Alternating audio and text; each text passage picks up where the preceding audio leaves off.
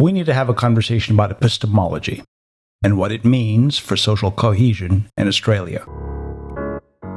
Let's start with a simple question, which, if you'll humor me for a minute, I promise you is not nearly as crazy as you might believe. Have you really thought about what it would take to fake a moon landing? Stepped into the building, changes singing on my neck, gold rings on my fingers, something on my wrist, tucked into my waist, look, see me with a clip, big glass of the bomb. Wipe that smug smile off your face.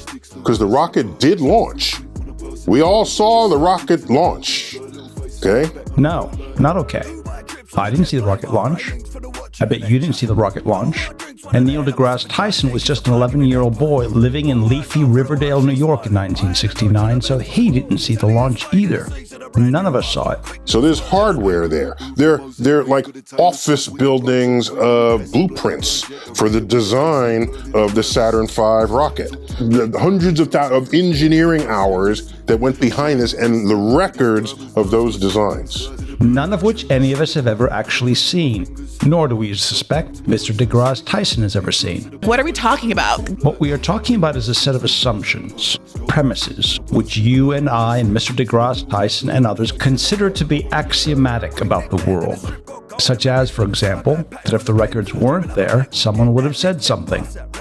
These are premises so deeply internalized within our understanding of reality that we don't even recognize them as assumptions, as things we take to be axiomatic, but which, in fact, are not. Premises and assumptions about things like the integrity of our politics, the intellectual rigor, transparency, and curiosity of our press, the possibility that large numbers of people might see something false and yet stay silent. What happens, however, when something causes even highly intelligent people to start doubting those assumptions, or at least to realize that they are not as axiomatic as once people believed? Look, we've got major bases on the moon. There's a big equatorial water base and at the North and South Pole, and, we got the base. And there's an alien base, at Mars, they're giving it to us, and there's a chore on the moon, or whatever the name of the moon is. Wipe that smug smile off your face. If you had to explain rigorously why Alex Jones shouldn't be taken seriously, but were required as a constraint of your argument to not rely on any assumptions about those aforementioned premises about society we consider axiomatic, about our government, press, and fellow citizens, if you had to do that, we suspect you'd struggle. It's a reality that we have known for a long time, in our shithole countries. If you've ever been to a less developed country with an authoritarian system and an unfree press, and had dinner with a local, even an elite, highly educated, charming, gracious, fluent English-speaking local. Yes, we have seen this movie before. And after that dinner went back to your hotel room and said to your partner, "Man, these people are obsessed with crazy conspiracy theories. You know what I'm talking about right now." Everyone in third world countries, they know. The thing is, the difference between you and me and them, or you and me and someone who consumes Alex Jones's content, isn't necessarily IQ, or education, or culture, or sophistication. It's what statisticians call priors. It's assumptions.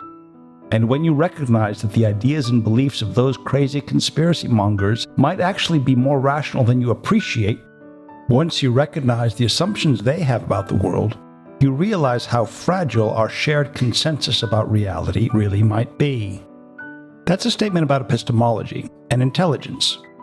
All forms of intelligence. From the intelligence that assigns a probability to this or that outcome, as articulated first by the Reverend Thomas Bayes, to robotics, computer vision, and especially language. In fact, it's the T in ChatGPT.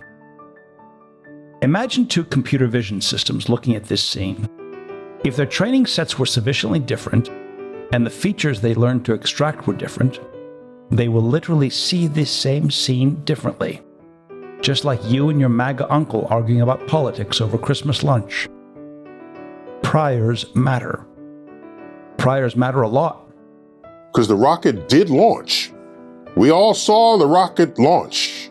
Okay? More often than we care to admit, they even matter more than our direct observation. So there's hardware there. They're like office buildings, blueprints for the design of the Saturn V rocket. which is something we don't like to believe about ourselves. Hey, can I ask you something? What? What's forget about it? What is that? Forget about it. It's like, if you agree with someone, you know, like Raquel Welch's one great piece of forget about it. But then, if you disagree, like a Lincoln is better than a Cadillac, forget about it. That's why men who speak the same language, in the same culture, can struggle with the meaning of the words like, forget about it. You know? But then, it's also like if something is the greatest thing in the world, like Mingitos peppers, forget about it, you know? But it's also like saying go to hell, too. Like, you know, like, hey, Paulie, you got a 1-inch Paulie says, forget about it. Forget about it. Paulie, forget about it. That now iconic scene from Donnie Brasco illustrates a point we don't pay enough attention to. Priors matter. They don't just matter in probability theory. They matter in language. They matter in epistemology. They are essential to all cognition and belief. The phrase of global intifada. Global intifada? Globalize the intifada. When you normalize language, like globalize the Intifada. Free Palestine. We hear that on the streets. We hear that on college campuses. It has become a call for violence. From the river to the sea. From the river to the sea, Palestine will be free. That is a very violent statement. From the river to the sea! It's a very violent statement. Okay, so I was going to say now no one will hire me. Why are we telling you this? Because we in the West are going to have to ask ourselves, what happens when an entire generation sees its priors exploded? How do we deal with hard challenges that depend on trust and collective action, like Brexit or immigration or a pandemic, to say nothing about AI and climate change? Something that like every day for the last 9 months I've been asking myself, how is it that we can see this and then people with power in this country are lying to us about this reality that we can all see? That's Simone Zimmerman. She's talking about what an entire generation has been going through these past 2 years. And aside from whatever we think about Israel, Palestine, and Gaza, have we considered what the consequences for our society is going to be in the 2030s and 40s when this generation takes the baton from ours?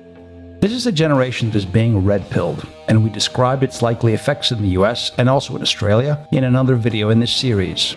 They are angry and frustrated with the state of their democracy, with a political system that no longer responds to their needs. The war, the money, the blank check support, the restrictions on their individual liberties, and most importantly, the horrific images on their screens have all come together as evidence that affirms their suspicions about what they have long believed to be the case, which is that there is something fundamentally wrong with the health of their society and the state of their democracy. In other words, they don't share my generation's priors anymore, and we don't yet know what priors they will find to take their place. Generals gathered in their masses,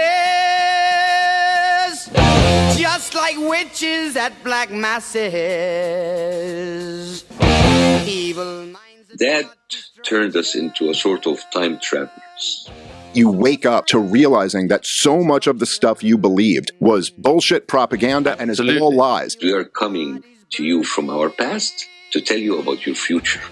People I talked to who told me that these things weren't true are now telling me that they are. And that definitely undermined a narrative that I had. If they're not telling me the truth about this... And then once people realize that, they go, well, what else have they been lying to me about? Or if they're reporting this like that, what else is going on? We've been lied to since the beginning of this country. It shows the kind of blind spot that we had. And now I'm going to have to rethink a lot of things. That's Israeli-American and Zionist Shail Ben Ephraim speaking in July 2024 after Israeli civilians stormed Sde Teman in defense of soldiers accused of rape.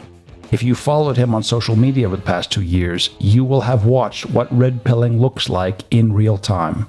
This is a real danger when the establishment and the institutions are all caught with their pants down, having sold a bunch of very consequential policies based on lies. Brand new excerpt from my upcoming book, Original Sin. I'm not sure if you've heard of it, called Original Sin. Just a few days, comes out Tuesday.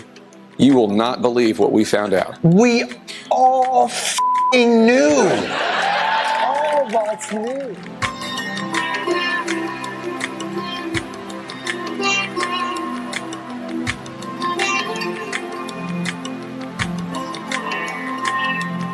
Nothing more perfectly illustrates the disconnect between a media establishment thoroughly embedded with power and the reality that ordinary people see than the surreal rollout of anchor Jake Tapper's expose on Joe Biden. And I wish I'd known what I know now. I would not say I was incurious. When they read legacy media, I think cable news is in a lot of trouble. You remember what the New York Times wrote in the editorial? Mamdani should not even have a line on the ballot. Fox News is, like all cable networks, dying. Nobody gave a damn. The problem is when you lie that aggressively.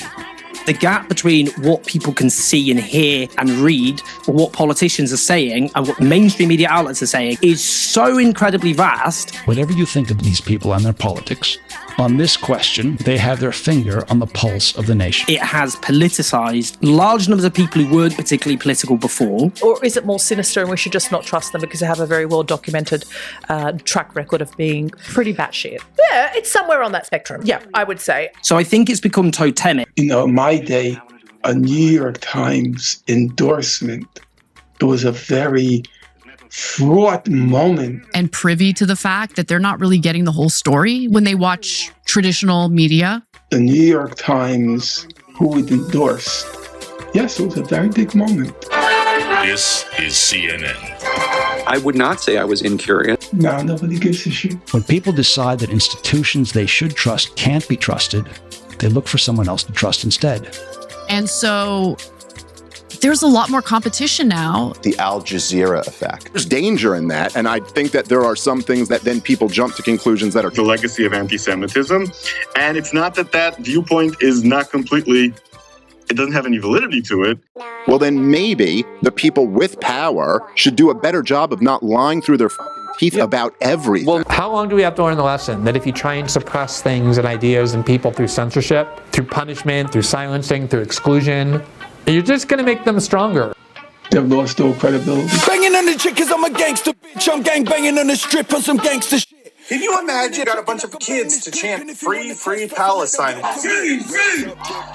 Which, of course, they happily did because these kids don't watch the news. We're losing the youth of this country. We're losing them on TikTok. They watch is TikTok, which has a lot of primary sources of Gazan people being bombed by Israel. The machine doesn't give a fuck about your speech. The Jews did everything? Everything. The good with the bad. I'm called a foreign asset, right? That I'm a foreign lobbyist. They would kill you without even thinking. They would say, rise and kill them first. That's how they think. You know what I mean? The JFK thing, I had no clue. They are ruthless. Israel did 9/11, Charlie. Oh, they did. Wow. Why are we in the middle? I served. Why were we in the Middle East? Endless. Go look. Any post I put up, the hatred, the vitriol that's going on. And so... All about the corruption, the propaganda, they listen to the government, they know it's bullshit. 9/11, apparently. Did the Holocaust happen? The Holocaust did happen. How many people died? Not 6 million. This realization that whatever you believe... When you turn to people like that because they're the only people seemingly criticizing the US military industrial complex, you're like, I am very confused and have a very uneasy feeling, but I don't know where else to go. This is all bullshit now. I appreciate this hearing, Mr. Chairman, but this hearing ain't gonna fix shit.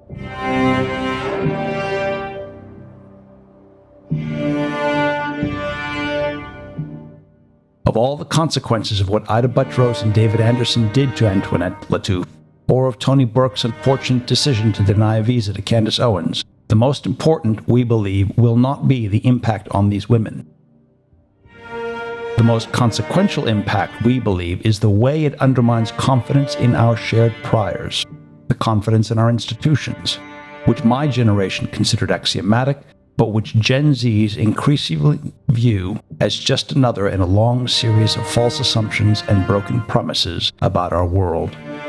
Because if you thought the debates about lockdowns were dysfunctional, just wait till you see what the 2030s will bring. In Nazi Germany, again, they are having transgender surgeries, underground transgender surgeries. They are promoting homosexuality in schools. Gaza exposed everything. Now we're seeing the ripple effect.